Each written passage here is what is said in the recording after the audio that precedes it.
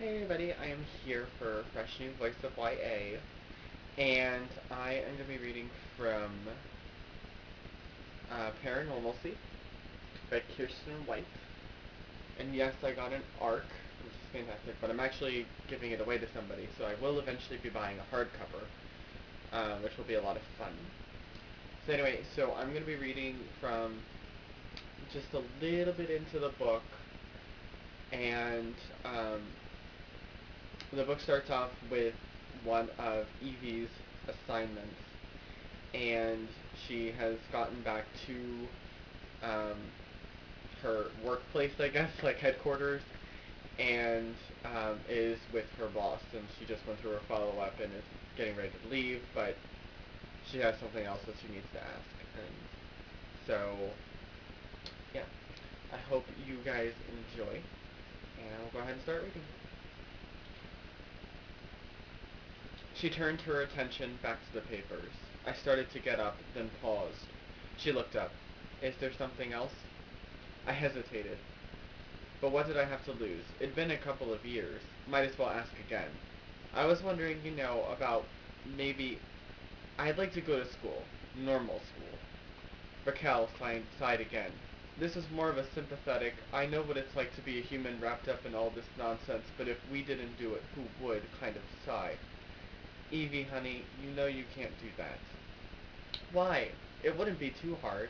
You could just send for me whenever I was needed. It's not like I have to be here 24/7. Truth was, here was kind of nowhere. The whole center was underground. Not much of an issue when you have access to the ferry paths. It did, however, lend itself well to the occasional overwhelming bout of claustrophobia. Raquel sat back in her chair. It's not about that. Do you remember what it was like before you came here? This time I was the one who sighed. I remembered. I had been bounced to the foster care system my whole life until that fateful day when I was 8. I'd gotten tired of waiting for my newest foster mom to take me to the library, so I decided to go by myself. I was cutting through a cemetery when a nice-looking man approached me. He asked if I needed help, and it was like he was two people at once. The nice-looking man and a withered corpse, both there in the same place, the same body. I screamed bloody murder. Lucky for me, APCA, the American Paranormal Containment Agency, had been tracking him and stepped in before he could do anything. When I started babbling about what he looked like, they took me in. Sorry.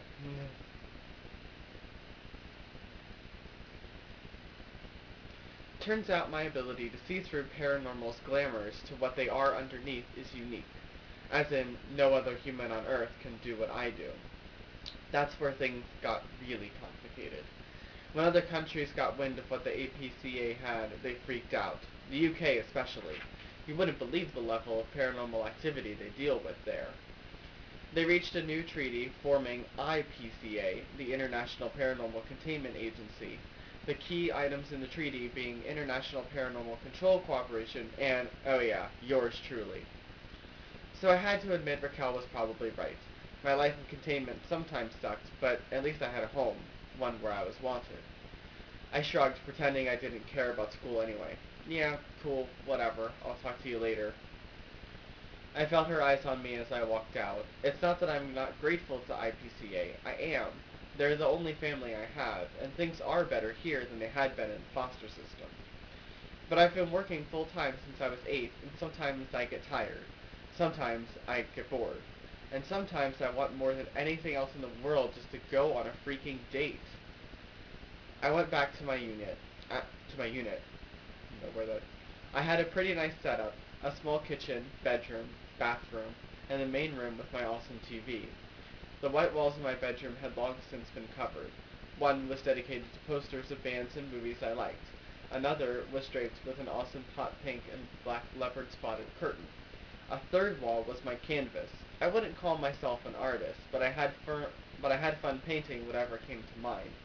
Sometimes nothing more than just flashes of color, and changing it when I got bored.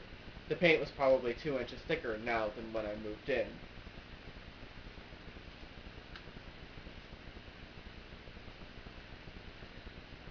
I pulled on my favorite pair of pajamas and undid my thick braid.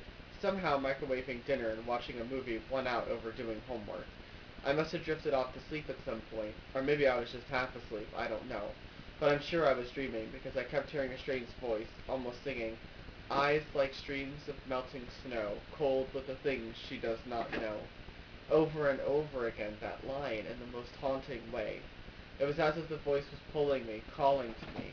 I wanted to answer. Just as I was ready to call out, another alarm jarred me awake. I rubbed the sleep from my eyes and reached over to check my vid screen for an announcement of what was going on. I pulled the screen up, but all it showed was a flashing red warning. Lots of help there. I pulled on my robe, grabbed Tazy, which is her nickname for her taser, and poked my head outside. I knew alarm procedure called for me to stay in, but I wanted to figure out what was going on, and now. I ran down the empty hallways. Strobe lights were going off to warn any paranormals that couldn't hear the alarm, although you could feel the dang thing, it was so loud. Reaching Raquel's door, I palmed it. That's the nice thing about being me. All access all the time. I ducked inside. She was at her desk, calmly rifling through some folders. "Raquel," I panted. "What's up?" "Oh, don't worry about it." She looked up at me and smiled. Or rather, the thing wearing Raquel's face looked up at me and smiled. Raquel's face shimmered over. What? I couldn't describe it. It was somehow featureless, with eyes the color of water. If it hadn't been wearing Raquel's face, it would be like it wasn't there at all. I forced a smile to mask my terror. Woke me up from the freakiest dream. "I'm sorry, I've got some work to do. Why don't you scoot along?" It went back to the files. "Sure, as long as you don't need me." Turning toward the door, I casually walked closer to the desk. "Oh, Raquel? Hmm?" I flicked Tazy onto her highest level. "You dropped this." The thing wearing Raquel's face looked up as I lunged forward and jabbed it in the chest with the taser. Its water eyes opened briefly in shock before it collapsed to the ground. Horrified, I made my way around the desk. I had heard of things that could eat a person alive and wear her skin. The idea gave even me nightmares sometimes, and my life was populated by nightmares. "Please, not Raquel," I whispered, trying not to throw up. Raquel melted away, leaving the strangest thing I had ever seen, which, given my job, is saying a lot. And that's it. I hope you guys enjoyed it, and I hope I didn't, read for too long. Please go out and pick up a copy of Paranormalcy. At the time I'm recording this, I'm not too far into it, but it's really good so far. Very funny, very paranormal, and very original idea. I love it. So please go out and get a copy. And yeah, I will see you guys later. Bye.